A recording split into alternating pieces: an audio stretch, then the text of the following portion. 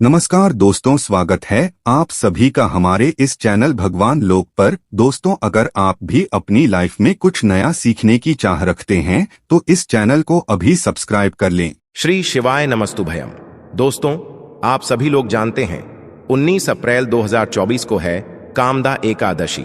दोस्तों, चैत्र नवरात्रि के बाद पढ़ने वाली कामदा एकादशी का महत्व भी बहुत ही बड़ा होता है और यह कामदा एकादशी का महत्व भी बहुत ही बड़ा होता है।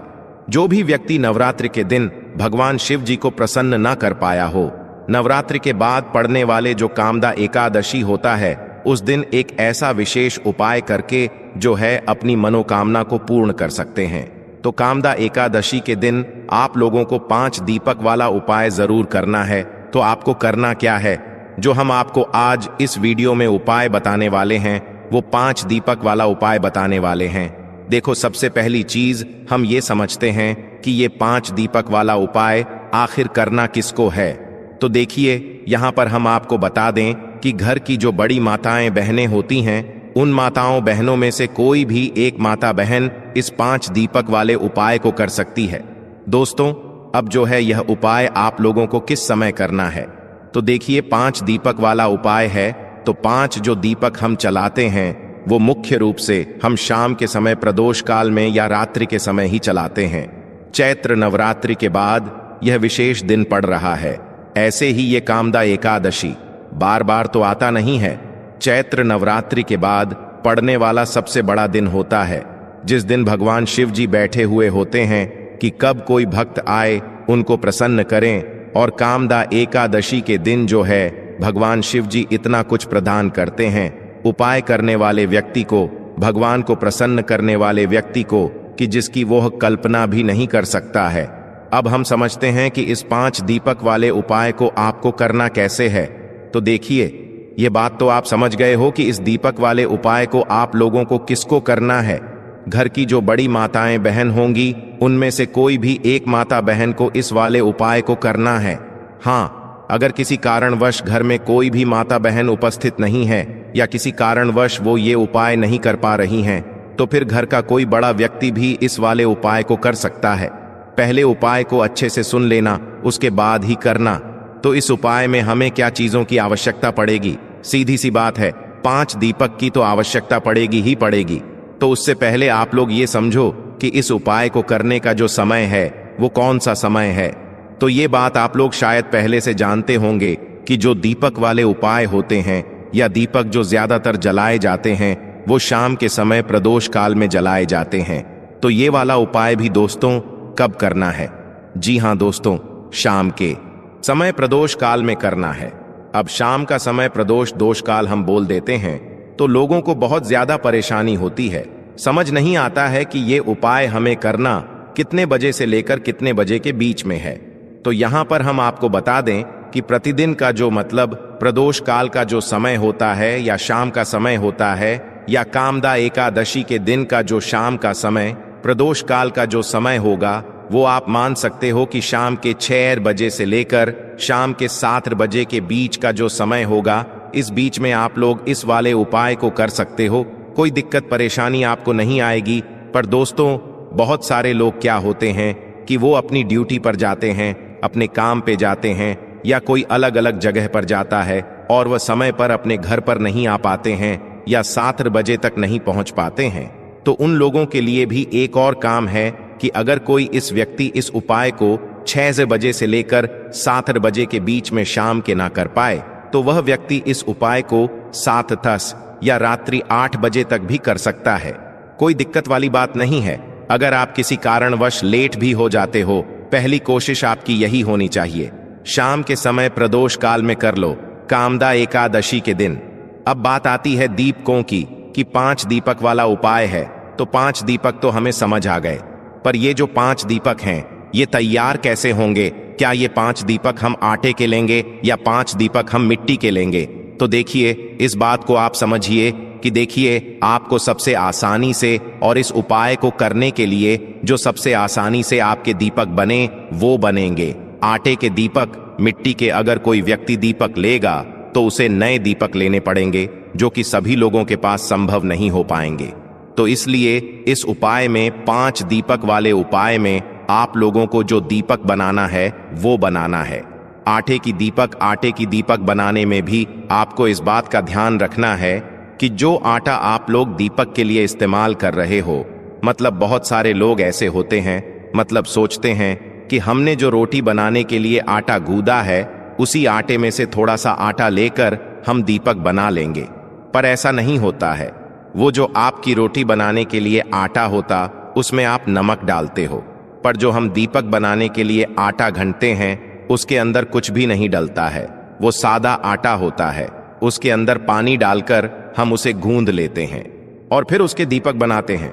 तो इसलिए जो 5 दीपक का आटा आप लोग तैयार करोगे उसके अंदर आपको कुछ भी नहीं डालना है, इस बात का ध्यान रखना है। तो थोड़ा सा आटा लेकर उसको गूंद लेना और उसका आटा तैयार कर लेना और 5 दीपक आपको यहां पर तैयार कर लेने हैं।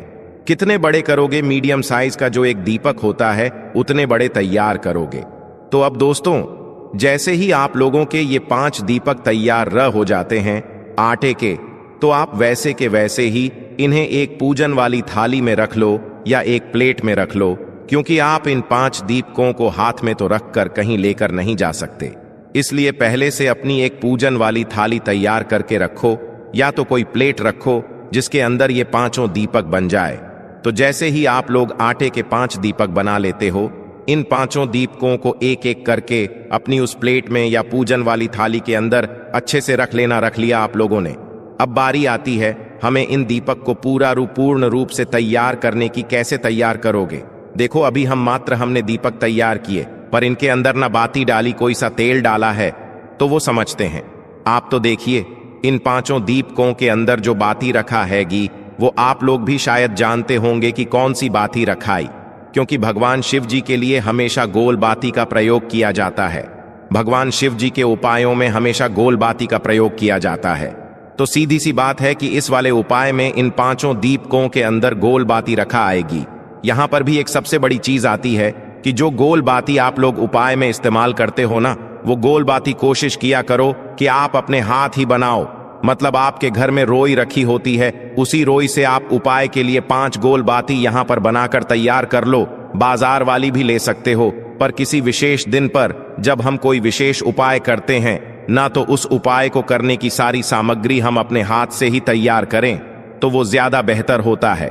और उस मतलब उपाय को करने से भगवान शिव जी और जल्दी प्रसन्न होते हैं, क्योंकि भगवान शिव जी खुद कहते हैं कि इस व्यक्ति ने जो है हमारे इस उपाय को करने के लिए अपने हाथों से ही सारी चीजें तैयार की है, तो इसको जो उपाय का फल है वो बहुत ही जल्दी मिलेगा। तो इसलिए दोस्तों, आप लोगों को सभी उपायों की सामग्री अपने हाथों से ही तैयार करनी होती है। तो जो गोल बाती आप लोग बनाओगे वो अपने हाथों से बना लेना और एक एक गोल बत्ती 5 दीपकों के अंदर रख लेना। 5 दीपकों के अंदर गोल बत्ती रखने के बाद अब बारी आती है इसके अंदर आपने क्या डालना है। तो देखिए, इसके अंदर इन 5 दीपकों के अंदर जो चीज आप लोग डालोगे वो डालोगे शुद्ध देसी गाय का घी। देखो, यहां पर विशेष रूप से ध्यान रखना, कामदा एकादशी का दिन है, सबसे बड़ा दिन है, ऐसा दिन बार बार नहीं आता है। तो शुद्ध देसी गाय का घी इस्तेमाल करना। ना भैंस का घी चलेगा, ना इसमें बाजार वाला घी चलेगा। बाजार वाले घी में बहुत मिलावट आती है और भैंस का घी भी नहीं चलेगा। कोशिश करना, थोड़ा ढूंढने पे आपको मिल जाएगा शुद्ध देसी गाय का घी। और हम तो आपसे पहले से ही बोलते हैं, उपायों के लिए हमेशा अपने घर में थोड़ा सा शुद्ध देसी गाय का घी रखा करो, क्योंकि क्या पता कब काम आ जाए, कब उपाय को करने में हमें इस्तेमाल में आ जाए। तो इसलिए अपने घर में थोड़ा सा शुद्ध देशिका का घी जरूर रख करो, क्योंकि इसी शुद्ध देसी गाय की घी को घर में रखने से सुख शांति और धन समृद्धि भी बढ़ती है। तो जो शुद्ध देसी गाय का घी हो उसे थोड़ा थोड़ा जो है अपने 5 दीपकों के अंदर डाल लो। इतना डाल लो कि वो दीपक कुछ समय तक जल सके। तो 5 दीपक के अंदर आपने घी डाल लिया।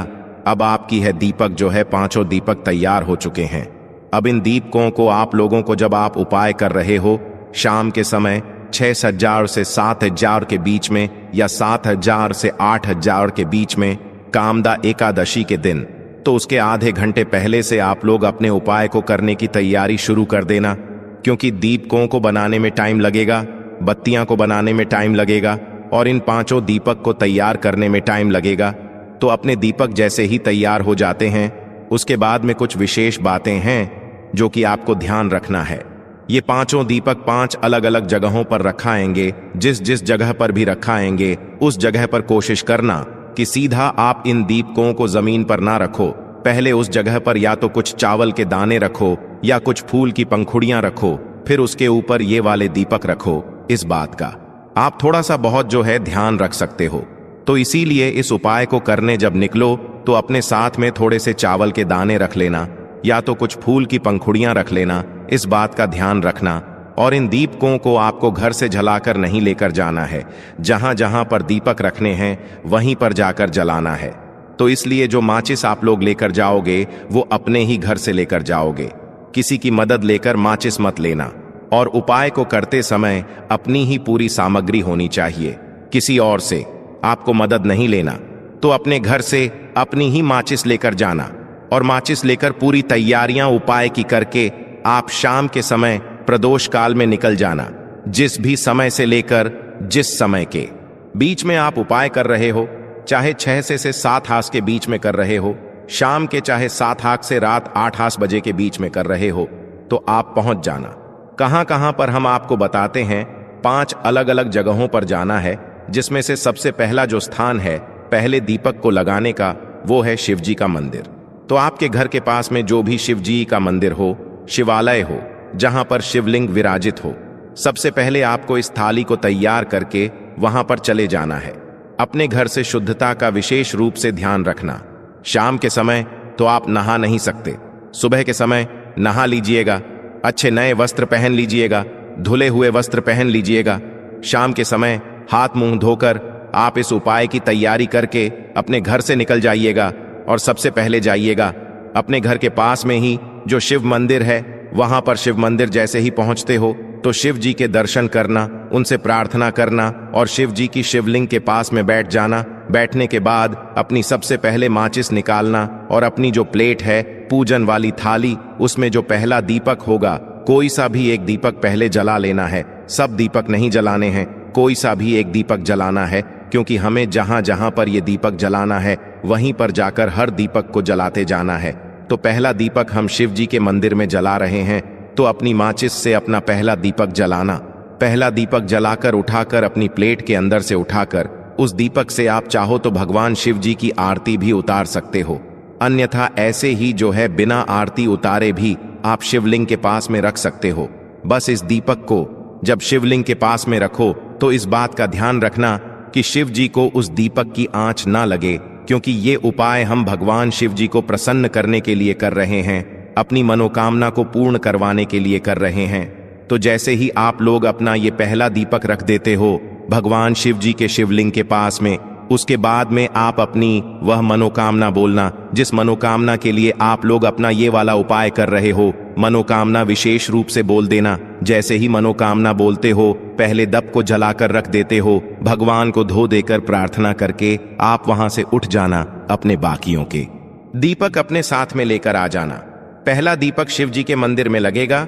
दूसरा दीपक अब कहां पर लेकर जाओगे? उस शिव जी के मंदिर के पास में, या तो आपके घर के पास में जो भी बेलपत्र का पेड़ हो, बड़ा वाला बेलपत्र का पेड़ हो, उस बेलपत्र के पेड़ के नीचे पहुंचना।